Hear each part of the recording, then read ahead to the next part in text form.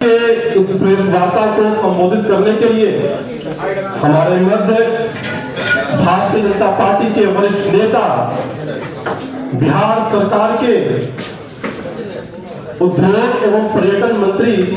आदरणीय नीतीश मिश्रा जी उपस्थित हैं। साथ ही भारतीय जनता पार्टी बिहार प्रदेश के उपाध्यक्ष सरोज रंजन पटेल जी, कौन है? दादा मुकैमा नीचे, संतोष पाठक जी, प्रदेश के प्रवक्ता अरविंद कुमार जी, मीडिया के सह प्रभारी अमित प्रकाश बबलू जी, सूरज पांडे जी। मैं विनम्र निवेदन करता हूँ आदरणीय नीतीश मिश्रा जी से कि वे आज के इस प्रेस वार्ता को संबोधित करें। बहुत धन्यवाद अनिल जी आपका।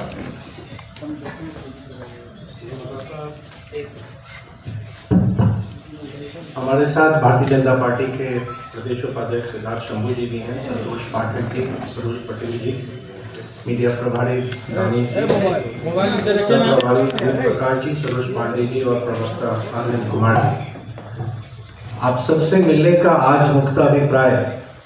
कि बिहार ने एक औद्योगिक क्षेत्र में एक बहुत बड़ा कदम बढ़ाया है और आप अवगत हैं कि 19 और 20 दिसंबर को जो बिहार बिजनेस कनेक्ट का आयोजन किया गया था, जो निवेश इन्वेस्ट बिहार अगर हम कहें, सभी विभागों में जहां बिहार में निवेश की संभावनाएं थी, उन संभावनाओं को हम लोगों ने निवेशकों के सामने प्रस्तुत किया और उसका परिणाम रहा कि आप सबके सामने है कि लगभग 1,81,000 करोड़ का MOU हस्ताक्षरित किया गया। कुछ MOU बाद में भी आए तो कुछ आंकड़े या भी और आगे बढ़ेंगे। इस तैयारी से पूर्व में लगातार जून महीने में आचार संहिता जब 7 जून को समाप्त हुआ, उसके बाद से देश के विभिन्न हिस्सों में उद्योग विभाग की टीम विभिन्न शहरों में जाके बिहार के औद्योगिक वातावरण, बिहार के बदले हुए इंफ्रास्ट्रक्चर जो NDA शासन में आदरणीय मुख्यमंत्री नीतीश कुमार जी के नेतृत्व में बहुत बेहतर हुआ और हमारी जो इंडस्ट्रियल पॉलिसी, जो हमारी औद्योगिक नीतियां हैं, चाहे 2016 की इंडस्ट्रियल पॉलिसी हो या सेक्टरल पॉलिसी हो, वो बहुत आकर्षक है। उसको हम लोगों ने प्रस्तुत किया और विभिन्न शहरों में हमारी यात्रा कलकत्ता से शुरू हुई, फिर हम मुंबई में गए, दिल्ली गए, पटना में आयोजन हुआ, बैंगलोर, लुधियाना, कानपुर, अलग अलग शहरों में करते हुए दिल्ली में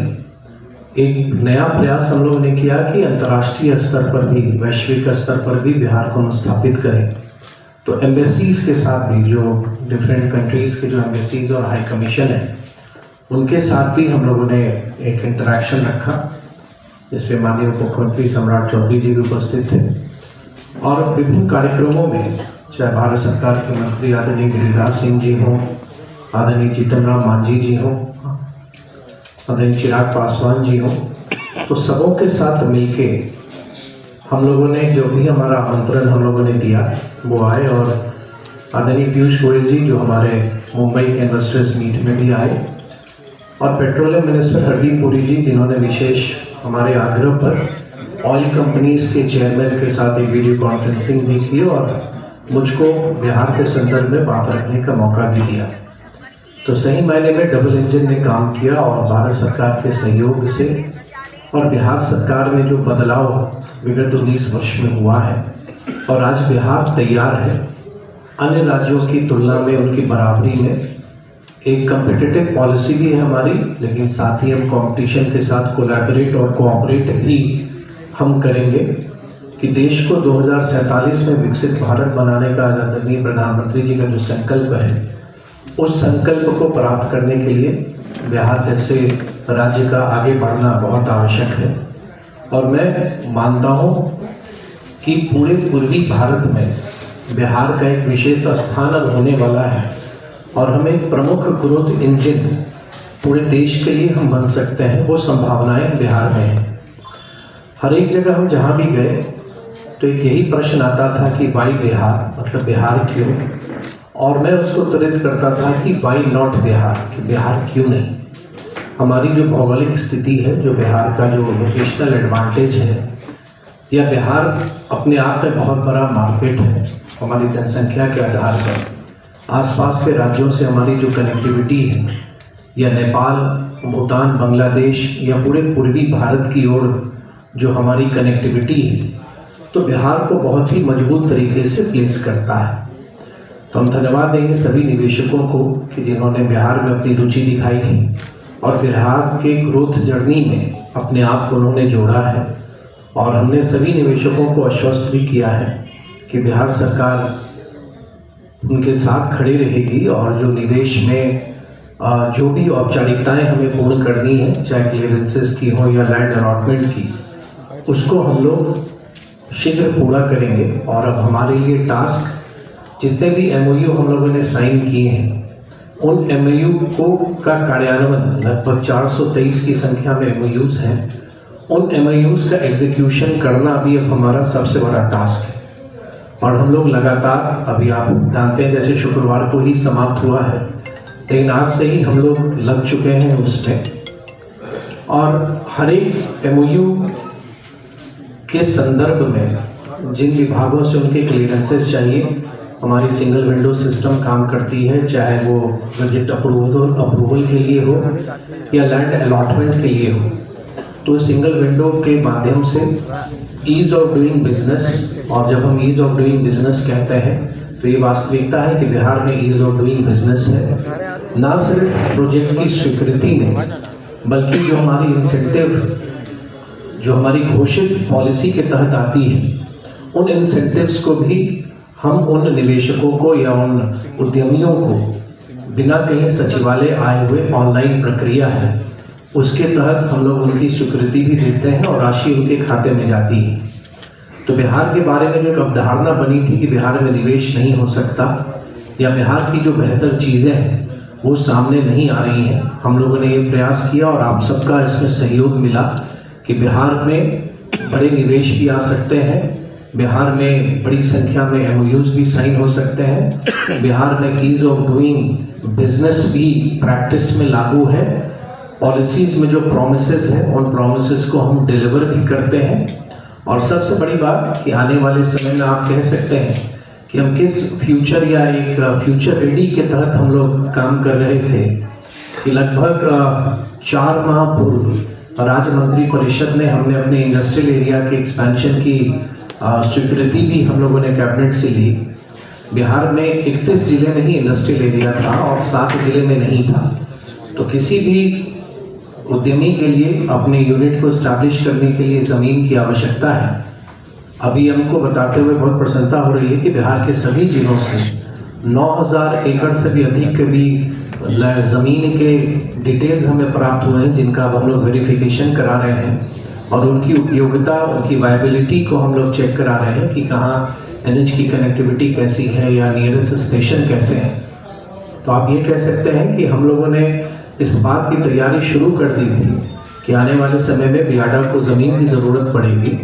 और जहां हमारा लैंड बैंक अब समाप्त हो रहा है तो उस लैंड बैंक के को विस्तार करना बहुत आवश्यक है। तो हम लोगों ने उसकी भी तैयारी की। एक्सपोर्ट पोटेंशियल बिहार में बहुत एक्सपोर्ट्स नहीं होते थे, लेकिन अब हमारे पास ड्राई पोर्ट भी है, इनलैंड कंटेनर डिपो, और 2 बहुत बड़ी उपलब्धि और हुई।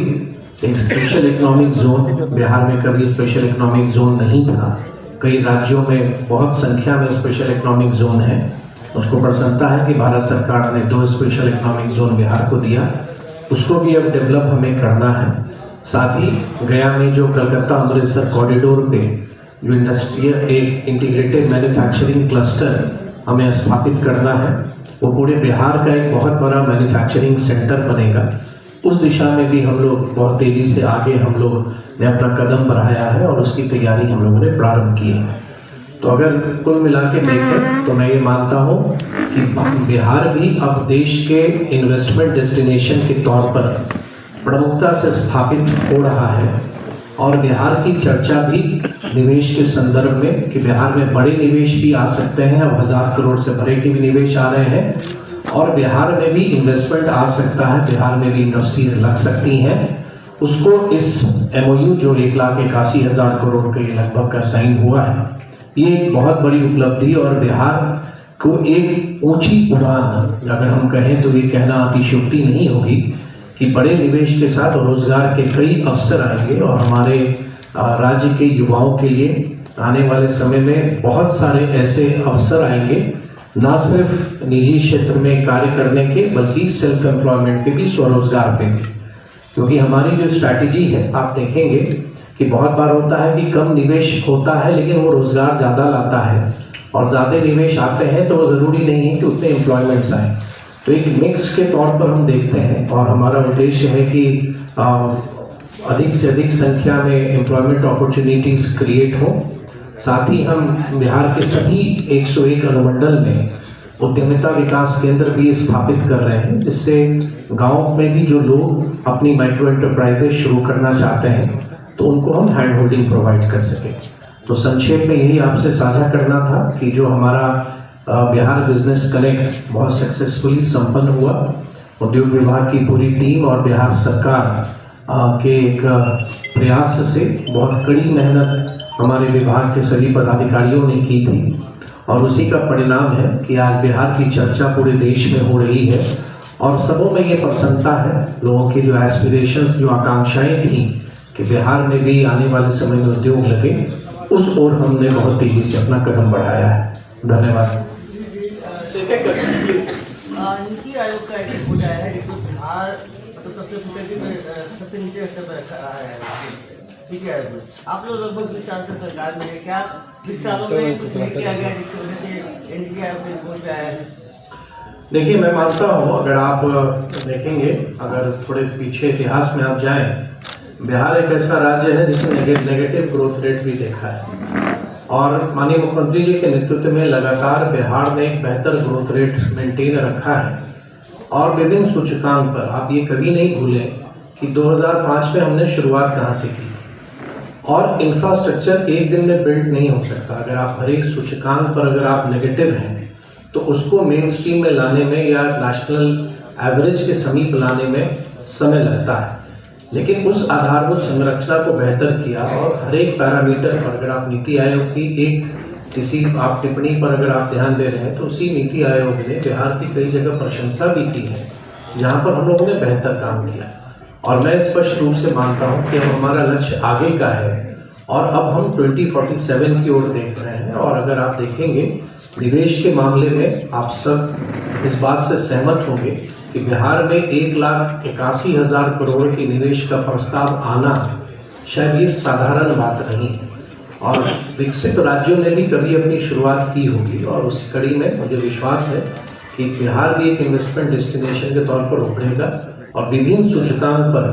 अगर हम बेहतर हुए हैं और जहां बेहतर करने की आवश्यकता है, हम लगातार उस पर काम कर रहे हैं। कोई भी फैक्ट्री लगती है सर तो जमीन अधिग्रहण का एक समस्या हमेशा बना रहता है, उसके लिए क्या होगा? अभी हमने बताया कि राज्य मंत्री परिषद से हम लोगों ने स्वीकृति दी। बियाडा के 9 क्लस्टर में 84 इंडस्ट्रियल एरिया है हमारे अभी बिहार में। 7 जिले ऐसे थे जिसमें इंडस्ट्रियल एरिया कभी था ही नहीं। तो हमारे पास जो लैंड अलॉटमेंट के लिए शेष था वो बहुत कम था, लगभग 2000 एकड़ से भी कम था। तो हम लोग की आवश्यकता थी कि आने वाले समय में अगर भूमि हम नहीं देंगे तो उद्योग नहीं लगेंगे। तो आज हमें इस बात की प्रसन्नता है कि सभी जिलाधिकारियों ने अपने अपने जिलों में गति शक्ति, जो आप जानते होंगे कि एक बहुत बड़ा उसका पोर्टल भी है जो कनेक्टिविटी और इंफ्रास्ट्रक्चर और इंडस्ट्री के लिए बहुत हेल्पफुल है, उसको कंसिडर करते हुए लगभग 9000 एकड़ से अधिक के प्रस्ताव हमारे पास जिलों ने भेजा है। अब उसकी हम लोग जांच करा रहे हैं विभाग स्तर पर, और जो बियाडा की टीम और इंफ्रास्ट्रक्चर डेवलपमेंट अथॉरिटी की टीम है, और जो हमारे मानक पर उपयुक्त पाए जाएंगे उन जमीन में जो एक्विजिशन कहीं करनी पड़ेगी या सरकारी जमीन है तो उसको हम लोग फिर इंडस्ट्रियल एरिया के तौर पर हम लोग डेवलप करेंगे। तो जमीन की आवश्यकता सबसे महत्वपूर्ण है, लेकिन उस दिशा में हम लोगों ने काफ़ी एक फ्यूचरिस्टिक तरीके से सोच के कदम बढ़ाया है, और मुझको विश्वास है कि अगले 3 से 4 माह के अंदर में जो हमारा लैंड बैंक है उसका व्यापक विस्तार हो सकेगा। सबसे बड़ी कंपनी है, रिनॉन कंपनी है, वो कौन सी कंपनी आई है इस निवेश में? 1,80 करोड़ का जो आपने 1000 करोड़ की बात कही है, उसमें सबसे रिनॉन कंपनी कौन सी है और कितने जनरेट करेगी रोजगार? देखिए, मेरे लिए मैं ये कहूँ तो निवेश आपकी दृष्टि जाती है रिनॉन पर, लेकिन मैं ये मानता हूँ चाहे वो निवेश छोटा हो या बड़ा, राज्य की प्रगति के लिए और खास तौर से इकोनॉमिक डेवलपमेंट के लिए और जॉब्स क्रिएशन के लिए वो बहुत महत्वपूर्ण है। लेकिन सबसे बड़ी जो आप कह सकते हैं जो प्रोजेक्ट जो है वो हमारा साइन हुआ वो सन पेट्रोकेमिकल्स के माध्यम से हुआ, जो लगभग 37,000 करोड़ का प्रस्ताव उन्होंने दिया। उसके बाद अडानी समूह का है और इस सूचना को प्राय आपको लगता है 21 तारीख को आप सबने बहुत प्रमुखता से दिखाया भी है और आपने उसको छापा भी है अखबारों में। तो हर एक ढंग से देखेंगे, चाहे अगर आप कोको कोला से लेके हल्दीराम से लेके आप सन पेट्रो, अडानी, आप किसी भी NHPC, NTPC, इंडियन ऑयल, आप कोई भी अगर ऐसा नाम देखेंगे जिनको अगर आप बिग नेम्स कह रहे हैं, लेकिन ठीक है बिग नेम्स तो अपनी जगह है, वो बिग टिकट इन्वेस्टमेंट लाते हैं, लेकिन साथ ही मुझको प्रसन्नता है कि वैसे निवेशक भी आ रहे हैं जो बिहार के विभिन्न हिस्सों में, क्योंकि बहुत बार ये जिक्र आता है कि क्या निवेश बिहार के सीमित क्षेत्रों में ही होगा, लेकिन उद्योग विभाग की जो हमारा जो प्रयास है वो पूरे बिहार का एक इंक्लूसिव ग्रोथ का है, जिसमें हम बिहार के सभी हिस्सों में जहाँ की उनकी संभावनाएं हैं उन संभावनाओं को हम लोग आगे बढ़ाते हैं और फिर वो निवेशक तय करते हैं कि उनको वो यूनिट कहाँ लगानी है। फॉक्सकॉन नीतीश हाँ, फॉक्सकॉन कंपनी को भी आना था, कहाँ तक बात बढ़ी है और कब तक हो पाएगा उनसे एग्रीमेंट? देखिए, एक हम लोगों को एक समय दिया गया था और हम लोगों ने लगभग फॉक्सकॉन के जो मेन के चेयरमैन हैं उनसे भी हम लोग को समय मिला और हम लोगों ने बिहार के बारे में विस्तार से उनको बताया भी है। अब वो निर्णय वो लेंगे, अब वो निर्णय निवेश का उनको लेना है, लेकिन बिहार सरकार की तरफ से हर एक सहयोग के लिए हम लोगों ने पूर्णतः उनको आश्वस्त किया है। Sir, any overseas firm which has shown its interest for investment? If you will consider Coca-Cola as a global company, definitely Coca-Cola is there. Sir, what I'm saying is नहीं, आप I think your meaning, what you are trying to say is FDI, foreign direct investment. तो foreign direct investment not exactly now, but definitely एक national single window system है जो Ministry of Industry and Commerce की है। तो we are integrating our system with the national portal और उस national portal में भी वो होगा और उसमें हम लोग को लाभ मिलेगा, क्योंकि आप जानते हैं कि इन्वेस्ट इंडिया की जो टीम है, इन्वेस्ट इंडिया की जो टीम वो कोई भी अगर निवेशक का रुचि आता है तो वो उसको रेफर करते हैं, या जो मैंने जिक्र किया कि एम्बेसी या हाई कमीशंस के पास भी हम गए, तो हमारी भी कोशिश वही थी कि जो भी कंट्री स्पेसिफिक इन्वेस्टमेंट अगर आ रहा है तो बिहार को भी वो कंसिडर करें, तो उस ओर बढ़े। ऐसा नहीं है कि बिहार में FDI नहीं आया है, संख्या हमारी कम है, हम क्यों मिस किए आप हमसे बेहतर समझ सकते हैं कि FDI का निवेश हम लोगों ने क्यों मिस किया, एक लंबा इतिहास है। लेकिन आने वाले समय में निश्चित तौर पर ये जो पूरी एक पॉजिटिव इकोसिस्टम बन रही है, पूरी इन्वायरमेंट बन रही है, तो हम वेरी पॉजिटिव कि आने वाले समय में लार्ज ग्लोबल जायंट्स के भी इन्वेस्टमेंट बिहार में होते हुए दिखेंगे आपको। वंदना जी प्लीज। पिछली बार जो निवेशक बिहार आए थे और जिन्होंने MOU साइन सेलेक्ट कर लिया था, लेकिन जिन्हें कारणवश वो यहाँ पे अपना कुछ नहीं कारोबार कर सके, क्या वो भी इस बार बिहार आए थे? देखिए, सबसे बड़ी बात है, जैसे मैंने भी कहा कि MOU साइनिंग एक पार्ट है, लेकिन MOU का कन्वर्जन एक महत्वपूर्ण पार्ट है। तो पिछले वर्ष जो पहली बार जो बिहार बिजनेस कनेक्ट हुआ था उसमें 50,000 करोड़ के निवेश आए थे, उसमें 76% लगभग, आई थिंक अगर मैं सही हूँ तो 38,000 करोड़ के प्रस्ताव की जो क्लियरेंसेज होनी है, क्योंकि आप ये भी बात से सहमत होंगी कि जो भी प्रोजेक्ट आते हैं उसके स्टेजेस हैं स्टैट्यूटरी अप्रूवल्स के, चाहे लैंड अलॉटमेंट के, तो ऑलमोस्ट अबाउट 78% का कन्वर्जन हम लोगों ने किया है। और अभी भी हम लोग लगातार टीम हमारी फॉलोअप कर रही है कि किन्हीं को कोई कठिनाई है या कोई पॉलिसी सपोर्ट चाहिए। ठीक उसी तरह से इस बार भी जो हम लोगों ने साइन किया है तो सेक्टर वाइज है, अलग अलग सेक्टर में है, इंटर डिपार्टमेंट भी है, तो हमारी ये लगातार कोशिश हमारी टीम की रहेगी कि उसमें हम उसका एग्जीक्यूशन जो है, कन्वर्जन है, उसको हम शीघ्र करें। और अभी नई पॉलिसीज़ पे भी हम काम कर रहे हैं। जैसे इंडस्ट्रियल पॉलिसी हमारी 2016 की है, तो लगभग 8 वर्ष से अधिक हो गया है, तो हम लोग एक नई इंडस्ट्रियल पॉलिसी पे भी काम कर रहे हैं और नई सेक्टरल पॉलिसीज़ पे भी काम अभी हम लोगों ने प्रारंभ किया है, चाहे वो फूड प्रोसेसिंग की हो या फार्मास्यूटिकल्स की हो। तो नई पॉलिसीज़ भी हम बना रहे हैं जहाँ पर लगता है कि बिहार का स्ट्रेंथ है और बिहार को हम एक पैन इंडिया लेवल पर बेहतर पोजीशन कर सकते हैं, तो उस हिसाब से हम कम्पिटिटिव और अट्रैक्टिव पॉलिसी भी बना रहे हैं। उसके फिर अभी फिलहाल में कितनी कंपनियां काम कर रही है बिहार में? कुछ ऐसा बिहार में भी कितनी कंपनियां काम कर रही है जो पिछले साल जो नहीं, मैं आपको बता सकता हूँ। अब 2016 की पॉलिसी को अगर एक हम यार्डस्टिक मानते हैं, मतलब वो एक इंडस्ट्रियल पॉलिसी है, तो 2016 की जो इंडस्ट्रियल पॉलिसी है उसके तहत लगभग 1,03,853 करोड़ के प्रस्ताव हमारे पास आए थे, जिसमें फाइनेंशियल, जिसमें आप जिनको स्टेज 1 क्लियरेंस मिला, मतलब क्लियरेंसेस को आप देखेंगे तो डिफरेंट स्टेजेस में है। तो स्टेज 1 क्लियरेंस मिलता है जो एक पहला कदम होता है। बाद में फाइनेंशियल क्लियरेंस होता है जिसमें उनके बैंक्स वगैरह के साथ टाई अप हो जाते हैं और वो फिर प्रोजेक्ट की गति और बढ़ती है। तो वैसे हम लोग 1039 यूनिट्स हैं, मतलब 1039 यूनिट्स हैं और 11,583 करोड़ के फाइनेंशियल क्लियरेंस हम लोगों ने दिए हैं। तो एक तरह से आप ये कह सकती हैं कि 2016 से, क्योंकि इन्वेस्टमेंट प्रोसेस टाइम लगता है, बहुत जगह इन्वेस्टर खुद लैंड एक्वायर करते हैं, कहीं हम देते हैं, इन्वायरमेंटल क्लियरेंसेस होते हैं, तो वो समय लगता है। और इस बार का ही अगर मैं इस फाइनेंशियल ईयर का ही कहूँ, अगर 2024-25 का, तो जो हमारी फंक्शनिंग यूनिट थी उसमें 600 करोड़ से अधिक के इंसेंटिव्स को हमने डिसबर्स भी किया है। मतलब ये एक ऑनगोइंग प्रोसेस है। तो एक तरह से आप कह सकती हैं कि जो एक निवेश का माहौल बनना प्रारंभ हुआ है उसको और अभी हम लोगों ने फास्ट ट्रैक किया है और उसको और गति देने की हम लोगों ने कोशिश की है।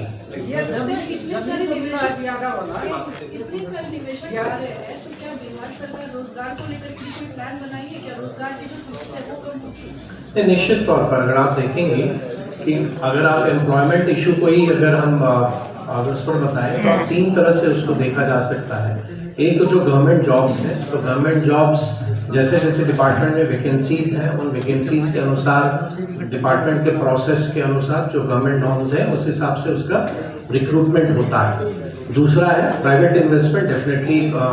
Investment leads to employment creation. निवेश बढ़ता है तो रोजगार के नए अवसर भी लेके आता है। साथ ही हम सेल्फ एम्प्लॉयमेंट पे भी बहुत बड़े स्केल में काम कर रहे हैं, चाहे वो मुख्यमंत्री उद्यमी योजना हो या बिहार लघु उद्यमी योजना हो या स्टार्टअप्स हो, उसके माध्यम से भी हम लोग बहुत काम कर रहे हैं। और बहुत प्रसन्नता है मुझे इस बात को शेयर करने में कि सेल्फ एम्प्लॉयमेंट के प्रति भी बिहार के युवाओं में एक बहुत बड़ा इंटरेस्ट जगा है और वो लोग ना सिर्फ स्टार्टअप्स के तहत भी अप्लाई कर रहे हैं, उसको अवेल कर रहे हैं जो बिहार स्टार्टअप पॉलिसी 2022 की है, बल्कि मुख्यमंत्री उद्यमी योजना जैसी योजनाओं का भी लाभ ले रहे हैं, अपार्ट फ्रॉम जो प्रधानमंत्री रोजगार योजना है। तो 3 कोड आप कह सकती हैं, government jobs, private investment leading to job creation and self employment. तो बृहद तरीके से हम काम कर रहे हैं और स्वाभाविक रूप से जब इतने बड़े निवेश आएंगे तो एम्प्लॉयमेंट अपॉर्चुनिटीज आएगा। और एक अगर डेटा बताऊं तो गया में ही जो हमारा इंडस्ट्रियल कॉरिडोर जब फंक्शनल हो जाएगा उसकी खुद की क्षमता 1,10,000 जॉब से अधिक की है। तो वो आने वाले समय में देखेंगे, क्योंकि जो हमारा एक्सप्रेस हाईवे कनेक्टिविटी है गया और दरभंगा को भी कनेक्ट कर रहा है, तो नॉर्थ साउथ डिवाइड भी नहीं रहेगा, वो पूरे बिहार का एक इंडस्ट्रियल कॉरिडोर बनेगा जहाँ पे बिहार के युवाओं के लिए जॉब्स की अपॉर्चुनिटीज बहुत संख्या में होंगी। जमीन का जो प्रस्ताव आया है 9,000 एकड़ बताए, किस जिला से आया? नहीं देखिए, अलग अलग वो कहना अभी थोड़ा प्रीमेच्योर होगा, क्योंकि जिलों ने प्रस्ताव दिया है। एक जो गवर्नमेंट लैंड है, मतलब जो बिहार सरकार की जमीन है, कोई जमीन भारत सरकार की है और कुछ जमीन जो एक्वायर करने के लिए उन्होंने दिया है, तो वो रेंज कर रहा है। कहीं 1000 एकड़ के भी प्रस्ताव आए हैं, कहीं 200 एकड़ के भी प्रस्ताव आए हैं। लेकिन मुझको प्रसन्नता इस बात की है कि बिहार के हर एक जिले से आए हैं।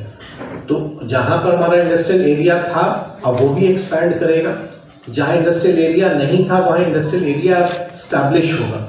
तो अब इस 9,500 या 9,000 एकड़ जो आए हैं अभी भी प्रस्ताव आ रहे हैं, तो अब हम इसको अपने पैरामीटर पर अब हम इसको आइडेंटिफाई करेंगे। जरूरी नहीं है कि हम 9,000 ही एक्वायर करें। हम लोग तो चाहेंगे कि 10,000 एकड़ हमारे पास लैंड बैंक बने, लेकिन उसमें जमीन जो वाइबल हो, जो निवेशकों को आकर्षित करे। निवेशक कनेक्टिविटी ढूंढते हैं